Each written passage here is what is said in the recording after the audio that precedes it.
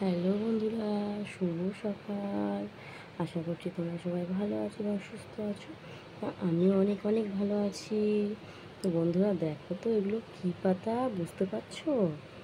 ওই দেখো, এগুলো হচ্ছে থানকুনি পাতা।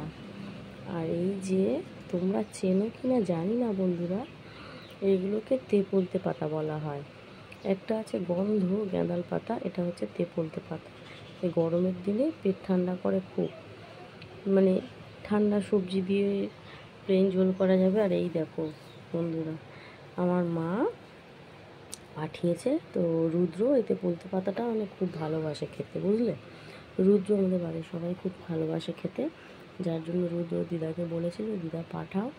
তো পাঠিয়েছে, তার মধ্যে এই যে থানকুনি পাতাও পাঠিয়েছে।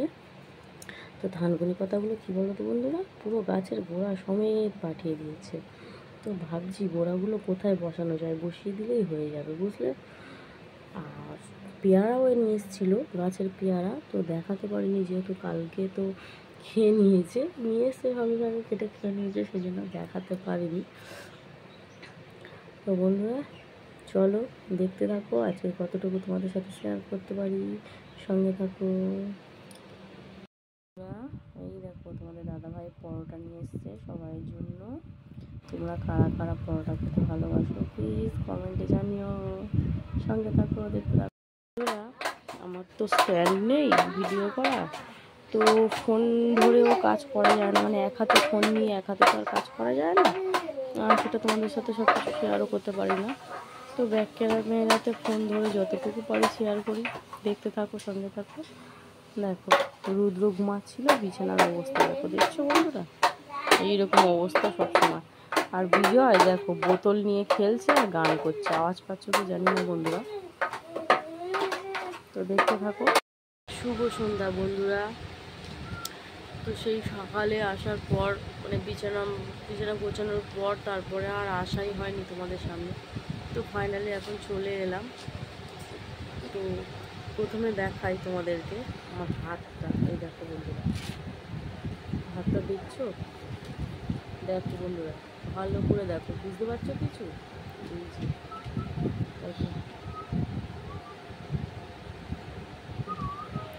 কি বলো তো বন্ধুরা, হাতে ওই যে সকালবেলা যে দেখালাম তোমাদের তেপলতে পাতাটা না, ওই পাতাটা বাড়লে তো মানে ওই পাতার মধ্যে প্রচণ্ড কষ আছে, বুঝলে? তো ওই কষে না হাতটা পুরো মানে কালচে কালচে মতো হয়ে যায়। তো বন্ধুরা যেটা বলছিলাম, তো এখন তো সন্ধ্যা হয়ে গেছে। তো দেখো দুদিকে দুটো পাখা চালিয়েছি। এই যে এখানে টেবিল ফ্যান চলছে, আর এই যে উপরে বড় পাখা চলছে। তো কেন জানো বন্ধুরা, তোমার তো ভালো মতনই জানো আমি সবসময় শর্টস ভিডিওই করি। তো ব্লগ করার চেষ্টা করছিলাম কিছুদিন ধরে, কিন্তু করতে পারবো না, তার কারণ অনেক কিছু সমস্যা হচ্ছে। এখনও সমস্যা হচ্ছে বলেই আমি দুদিকে দুটো পাখা চালিয়ে দিয়েছি, যাতে আওয়াজটা, মানে সেই টিভির আওয়াজটা যাতে না আসে। তো প্রচণ্ড মানে আওয়াজ হয়, যার জন্য ভিডিও ব্লগ করা যায় না, করতে পারি না। বন্ধু দেখো তার সাথে সাথে কী করছি, দেখো আমি বসে বসে। দেখো দেখছো বন্ধুরা, এটা কী বলো তো? এটা হচ্ছে সূচ। তো কাঁথা সেলাই করছি। তো আমি এরকম সবসময়ই কাঁথা সেলাই করি, যেহেতু তোমরা তো সবাই জানো যে আমার বিজয় সোনা কাঁথা লাগে অনেক কাপড়। তা শুধু পাতলা কাপড় দিলে তো গুটিয়ে যায়, তাই না? থাকে না। তো কাঁথাটা একটু মোটা হলে বেশ থাকে ভালো। তো শুধু যে কাঁথা সেলাই করছি বিকালে তা না, সন্ধ্যাবেলায় তার সাথে সাথে রুদ্রকে পড়াতেও বসিয়েছি। তো বন্ধুরা মানে কি বলবো আর, সারা দিন ঘরের কাজ কাম সেরে, এই যে অসুস্থ একটা ছেলেকে নিয়ে, বাচ্চাকে নিয়ে, তার মধ্যে একজন সুস্থ বাচ্চা, সারা দিন বদমাইশি দুষ্টুমি তো করতেই থাকে।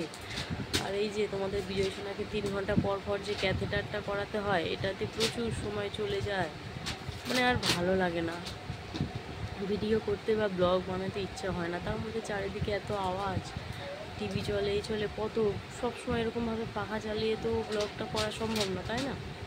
তো যেমন শর্টস দিতাম তেমন শর্টস ভিডিওই দেব, আর ব্লগ দেওয়ার চেষ্টা করব। তো বন্ধুরা আজকে ভিডিওটা এই পর্যন্ত। যদি ভালো লাগে লাইক কমেন্ট শেয়ার করো, চ্যানেলে নতুন হলে প্লিজ চ্যানেলটা সাবস্ক্রাইব করে পাশে দেখো। টাটা।